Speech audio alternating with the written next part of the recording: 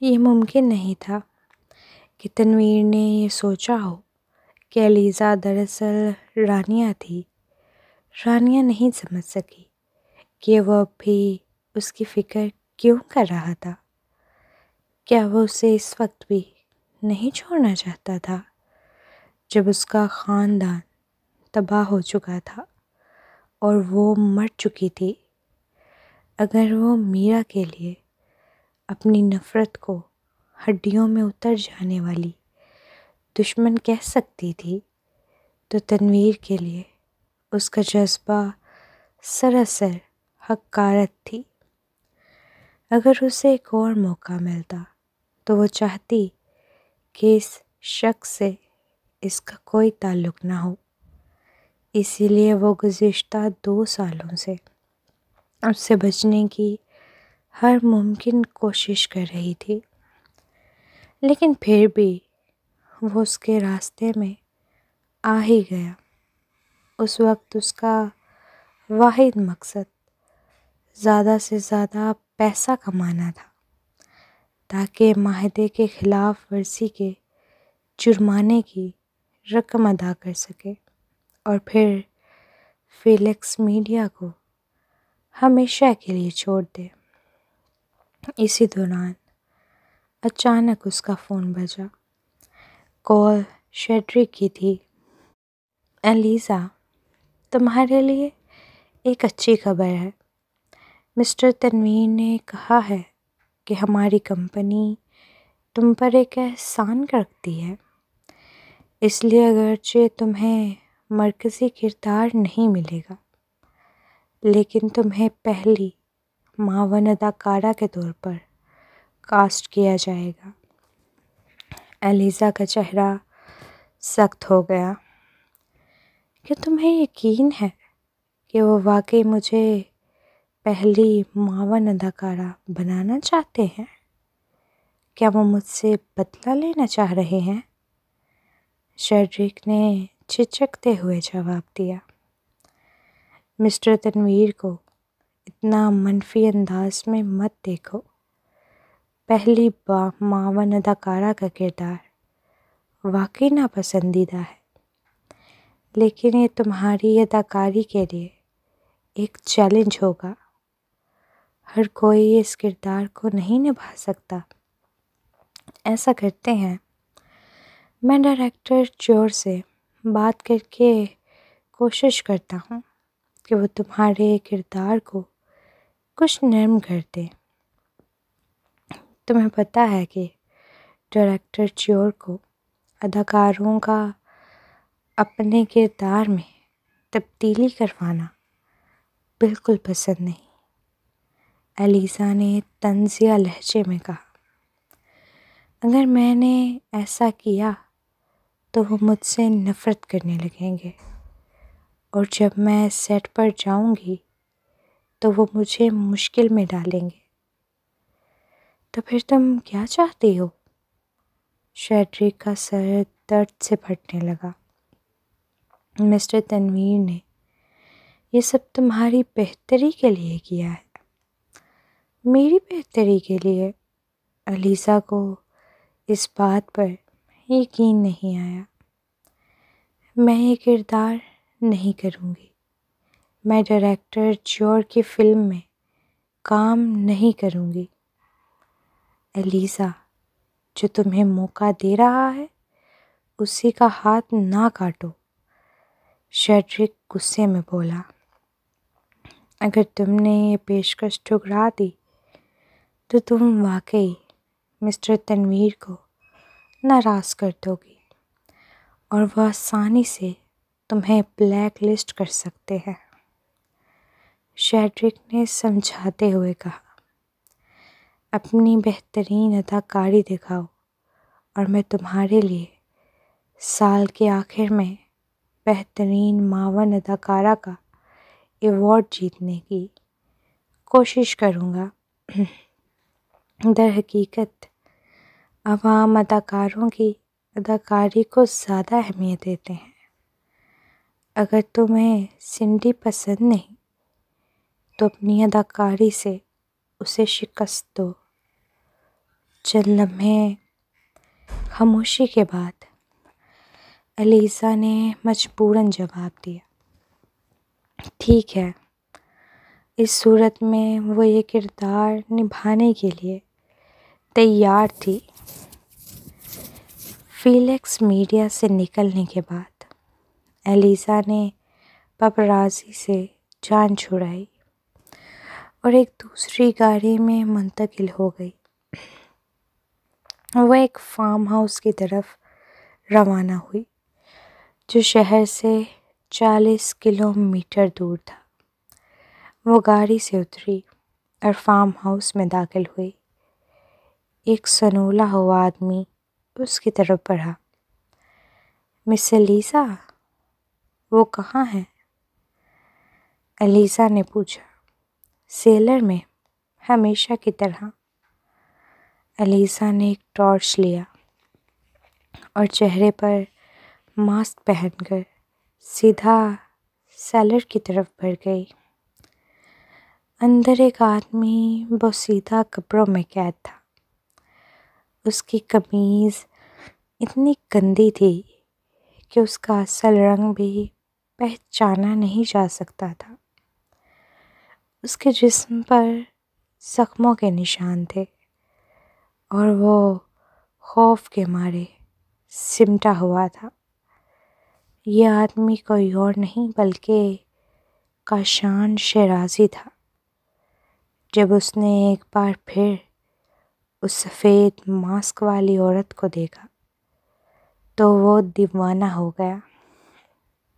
میں تم سے التجا کرتا ہوں کہ مجھے جانے دو۔ وہ دھڑام سے گھٹنوں کے بل گر پڑا۔ محترمہ نہیں، میڈم، براہ کرم مجھے جانے دو، میں التجا کرتا ہوں۔ وہ تقریباً پاگل ہو چکا تھا کیونکہ اسے یہاں بند ہوئے تقریباً 1 مہینہ ہو چکا تھا جب تنویر نے اسے معزول کر دیا تھا، تو وہ 1 ہفتے کے لیے اسپتال میں رہا۔ اسی دوران میرا نے اس سے ملنے کی زحمت تک نہیں کی۔ پھر جیسے ہی وہ اسپتال سے نکلا، اسے اغوا کر کے یہاں قید کر دیا گیا۔ یہ عورت وقتاً فوقتاً یہاں آتی تھی اور وہی اسے ان زخموں سے نواز چکی تھی۔ ابھی میں تمہیں چھوڑ نہیں سکتی، علیزہ نے پراسرار انداز میں اس کے قریب جاتے ہوئے کہا۔ تم آخر ہو کون؟ کاشان نے لرزتی ہوئی آواز میں پوچھا۔ کس نے تمہیں مجھے اغوا کرنے کو کہا؟ کیا یہ فریہ یا صبرین تھی؟ علیزہ مسکرائی۔ اگر تم اتنے بے وقوف نہ ہوتے تو اس حال میں نہ ہوتے۔ تم بہت زیادہ جانتے ہو۔ تمہارا کیا مطلب ہے؟ کاشان دھاڑا۔ میرا نہیں تمہیں ہدایت دی تھی، ہے نا؟ علیزہ خاموش رہی۔ تاہم مدھم روشنی میں سفید ماسک خوفناک اور پراسرار لگ رہا تھا۔ کاشان جو طویل عرصے سے اس تاریک جگہ میں قید تھا، ذہنی طور پر بکھرنے کے قریب تھا۔ وہ بے قابو ہو کر چیخا، یہ ضرور وہی ہوگی، وہی ہوگی، اسے یہاں بلاؤ، میں اس کا بھائی ہوں۔ علیزہ نے بے رحمی سے کہا، مجھے یقین ہے کہ اسے تم جیسے بھائی پر شرمندگی ہی ہوگی۔ اس نے تمہیں کئی بار خبردار کیا تھا، لیکن تم بار بار اس کے منصوبوں میں خلل ڈالتے رہے۔ اگر تم نے مسئلے پیدا نہ کیے ہوتے تو وہ تمہارے ساتھ یہ سب نہ کرتی، تم تو وہ معمولی کام بھی صحیح سے نہیں کر سکے جو اس نے تمہیں دیے تھے۔ میری غلطی ہے، میری غلطی ہے۔ الیسا کی بات سن کر کاشان کو مزید یقین ہو گیا کہ اسے اغوا کرانے والی میرا ہی تھی۔ وہ اپنی بہن کی سنگ دلی سے بخوبی واقف تھا۔ وہ ہمیشہ کچھ پراسرار لوگوں سے خفیہ طور پر کام کرواتی تھی۔ میں دوبارہ ایسا نہیں کروں گا، اسے بتاؤ کہ آئندہ میں بالکل سیدھا رہوں گا۔ کاشان نے آنسو بھری آواز میں کہا۔ تنویر نے مجھے وہاں سے معزول کر دیا ہے اور میں پہلے ہی بہت بدحال ہوں، اس بات کا خیال رکھتے ہوئے کہ میں اس کا بھائی ہوں۔ مجھے جانے دو۔ الیسا کی آنکھوں میں ایک چمک ابھری۔ اسے یہ توقع نہیں تھی کہ تنویر نے کاشان کو خود معزول کیا ہوگا۔ کیا وہ ہمیشہ میرا کی حفاظت نہیں کرتا تھا؟ بدقسمتی سے تمہیں یہ سب بہت دیر سے سمجھ آیا، الیسا نے بے پرواہی سے کہا۔ دنیا میں پچھتاوے کا کوئی علاج نہیں۔ آج شاید میری آخری بار یہاں آنے کی رات ہو، جانتے ہو کیوں؟ یہ سن کر کاشان کے ذہن میں ایک خوفناک خیال ابھرا۔ آخر کار وہ مکمل طور پر بکھر گیا۔ آنسو اور ناک بہاتے ہوئے وہ چیخنے لگا، نہیں، مہربانی کرو، میں تمہاری منت کرتا ہوں، میں تمہارے آگے گھٹنے ٹیکتا ہوں، اگر تم مجھے جانے دو تو میں تمہیں پیسے دوں گا، میرے پاس پیسہ ہے۔ نہیں، شکریہ، الیسا نے سرد لہجے میں کہا۔ اس کام میں اصولوں پر چلنا پڑتا ہے، مجھے اس کے لیے پیسے دیے گئے ہیں۔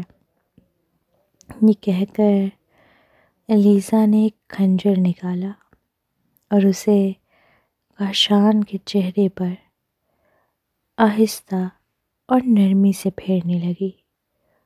فوراً ہی ایک تیز اور ناگوار بو کاشان کی ناک میں گھس گئی۔ خوف کے مارے اس کی پینٹ گیلی ہو گئی۔ تم محض ایک بیکار انسان ہو، الیسا نے سنگ دل مسکراہٹ کے ساتھ کہا۔ ہاں، میں بیکار ہوں، میں تمہاری منت کرتا ہوں۔ کاشان زاروں کی تار رونے لگا۔ یہ سب بیکار ہے۔ الیسا نے ایک خنجر اٹھایا۔ مایوس ہو کر کاشان گالیاں بکنے لگا۔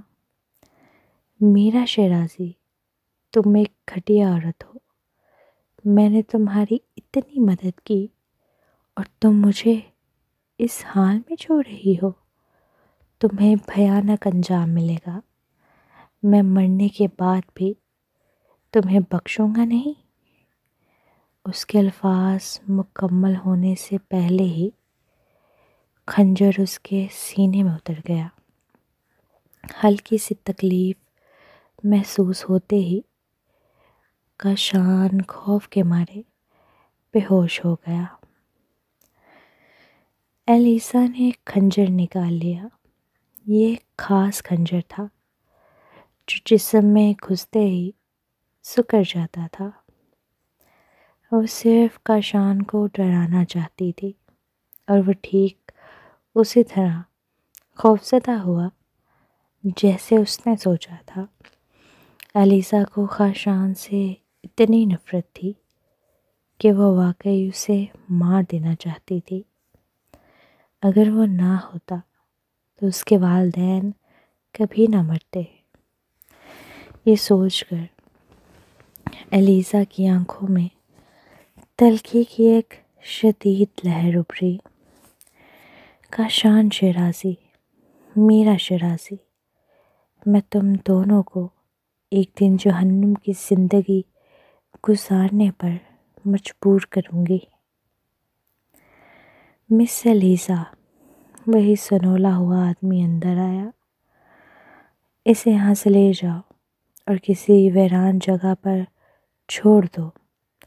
جب وہ ہوش میں آنے کے قریب ہو تو ایسا ظاہر کرو جیسے تم اسے دفنانے والے ہو، تاکہ اسے فرار ہونے کا موقع ملے۔